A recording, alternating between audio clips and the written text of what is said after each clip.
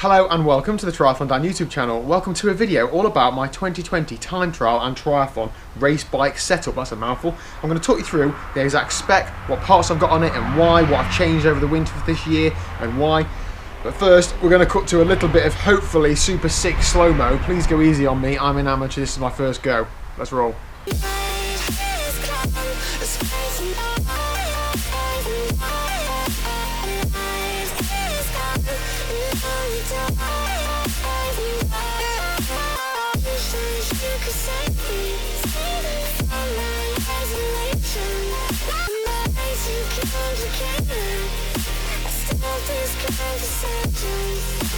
Okay, sorry about that. Hopefully it wasn't too terrible. Please go easy on me.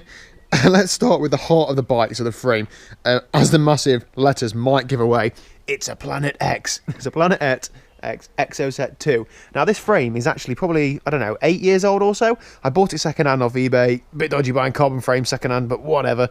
Rubbed it down myself and then gave it to a friend who owned a car body shop and he painted it for me. And the colour is actually, you've probably seen from the Super Sick Slow-Mo, is like a metallic blue. It's actually a car colour. It's Ford Vision Blue and it's the colour of my first proper car. I absolutely love the colour and I thought, do you know what? I'm going to spend a bit of money making the bike my own and therefore it is bright blue. I like it. It stands out. People recognise it and if it ever gets nicked, hopefully I stand a little bit more of a chance of getting it back. It's a size extra large, so it's 58cm top tube, I think. And yeah, goes okay, fits me well, and it is what it is. I mean, it's got a few chips and marks on it now and stuff, and it's by no means a top-end frame, but it's probably something that I'll hang on to forever. I think if and when I upgrade this, I'll probably try and hang it on the wall. Sorry in advance, Liz. Let's get started then with what I sit on. This is a Adamo time trial saddle. It's probably the go-to saddle for most people who do time trial and triathlon, and I get on with it okay. It's not really very comfortable, but it's certainly not the most painful thing during an Ironman. My legs tend to hurt more than my bum does.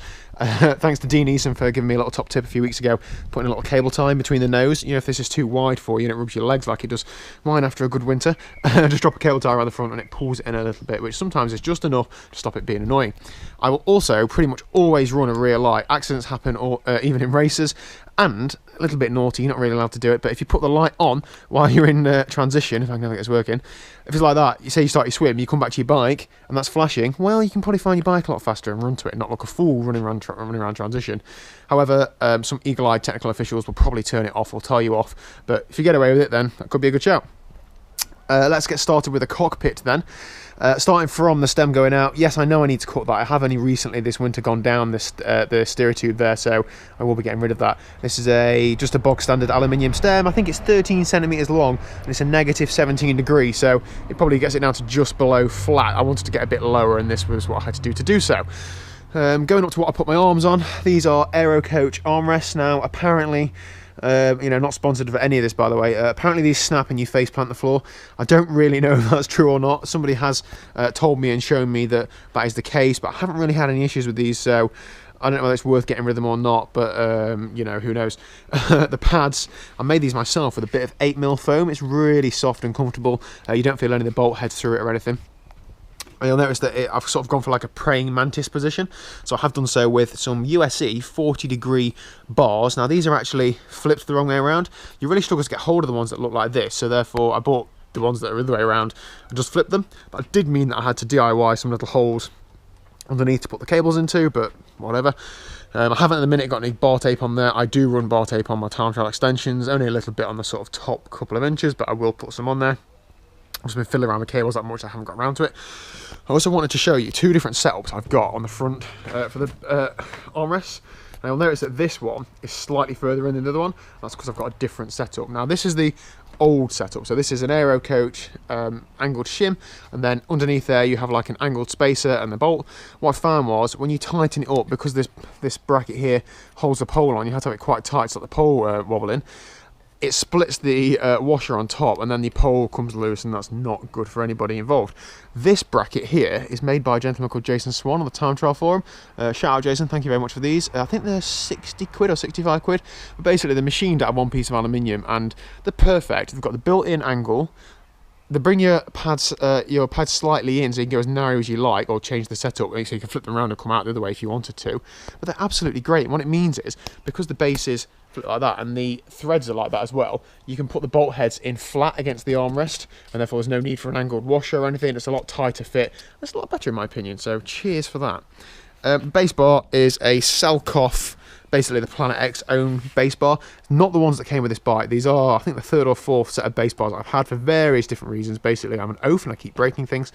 These are 150 quid, I think, and they seem to be quite good. There's a lot of adjustability. I mean, what do you do with these? You just sort of sweat on them and drop products on them, so there's not really much to report. They're quite aero, apparently, and yeah, okay. In terms of data, I put my Wahoo mount there. I think there is a good sort of level for me. So it teaches me to keep my head down, but it means I can still see a little bit through the bars without putting it there and getting it in the way. I like to have my map on there and some data, so that is very handy. Let's go to the group set. Starting with the brake calipers. I mean, who really cares about brake calipers? But these are Ultegra 6800 brakes. Now, when you build a bike from scratch, you end up with something that's got a bit of everything on, and that's what this is, but I like to think it's all got a purpose. So we'll start with Ultegra 6800 brakes. We'll change to Dura Ace 11-speed time trial shifters, and then we'll mix it up with Shimano 105 5800 front and rear mech of different years. They came at different times, whatever. Now, I have had to use a rotor spacer on this front mech. You can see that.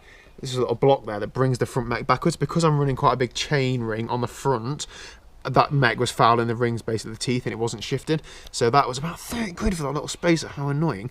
But it now works absolutely fine. And then the rear mech is a long cage rear mech. Why are you running long cage on a time trial bike, Daniel, you idiot? Well, when I do events like Ironman Wales and other hilly events, I like to be able to just chuck a 32 cassette on and not worry about, oh, wind the B screw in all the way, or put this link on, and all that jazz. It just works. It's great. So I'll just run a long cage rear mech, and I don't notice any like, you know, degradation in shifting quality. So it seems to be okay. Chain rings, as I said earlier, a little bit bigger than normal, so they're 56-44. I've only gone onto these this year, haven't used these in the past. Already it seems to be better in terms of chain line efficiency, so you spend more time in the middle of the block rather than the top and the bottom. These are, I believe, the pro issue only. I got them off a guy on the time trial forum. Not easy to come by. Yes, I know. I've got an Ultegra crank and Dura Ace rings. I have kept an eye out for an Ultegra crank, but for a Dura Ace crank. But they're a couple of £100, and I'm not spending that just to make it look a little bit aesthetically more pleasing. Sorry, this works. That'll do for the time being, but I will keep my eyes open. The very bling chain that might have caught your eye. Now, this is an NRG chain, so I'll leave their links down below. I'm actually currently running a giveaway, which will close at the end of this video. If you haven't got your name down and you're not in the draw, for a giveaway for this chain, and I'm also doing a review on them because it is a waxed chain. I've never used a waxed chain before. This is the first one. I've done a handful of rides on this bike with it on, so I'm doing a little bit more before I give my judgment on it, but looks sick, goes well. Wax chain is the future, apparently. What else got to do? Wheels, obviously. How can I miss the wheels? I have been running Zip 808s front and rear for a couple of years.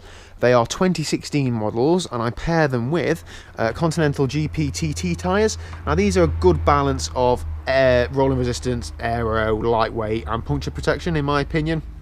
They do have a little puncture protection strip in the middle, so it gives you a little bit of something without putting too much weight on.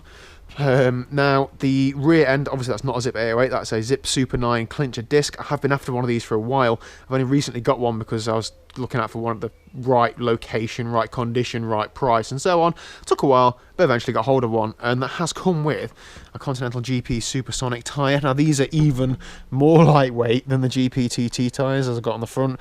I don't think I'll be using this. You can see the wear lines there. This is a pretty new tyre, but these are literally like use a handful of times and throw away. I don't think I'll be using this on the rear. It's just too prone to puncturing for me, I think. To finish first you've got to finish. So I'll either run it on the front, maybe, or not at all, which is probably more likely. I missed the cassette choice, man. What the hell? Long cage rear mech. So I said I run a 32 cassette on hilly events. I've got like a stack of cassettes. So this is an 1126 SRAM red cassette. I'll also run 1128 or 1130 or 1132 or 1134, depending what the course is, depending where I'm going with this bike. Just stick a different cassette on and it just works. And I think that is about it. Latex inner tubes inside the clincher tyres for wattage savings. I think that's it. Do you know what? If I forgot anything, let me know down below, because I more than likely have. If there's anything you want to know, if there's anything you want to know why I've got a bit of kit on there specifically, if you think I can do anything better, or there's a bit of kit I could get to make me faster for less power or the same power or whatever, please do let me know. But I hope you enjoyed that. that's just a quick roundup of my 2020 race bike for time trial and triathlon, because hopefully we're going to be racing later this year. See you later.